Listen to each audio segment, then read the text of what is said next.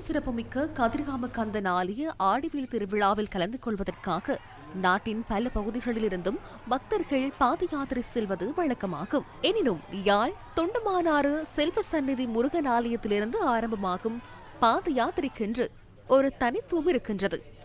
யாழ் செல்வ சந்நிதி ஆலயத்தில் ஒன்று கூடிய யாத்ரீகர்கள் அன்னதான கந்தன் என வர்ணிக்கப்படும் செல்வ சந்நிதியானுக்கு இடம்பெற்ற விசேட பூஜைகளில் பங்கேற்றனர்.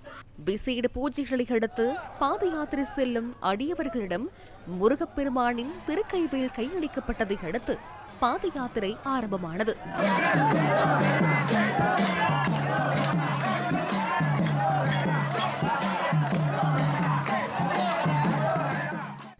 ஏழு வார கால பாத யாத்திரையை அடுத்து கதிர்காம கந்தன் ஆலய ஆடிவேல் திருவிழாவின் கொடியேற்றத்தில் பங்கேற்பதோடு பாத யாத்திரை இனிதே நிறைவு பெறுவது வழமையாகும்.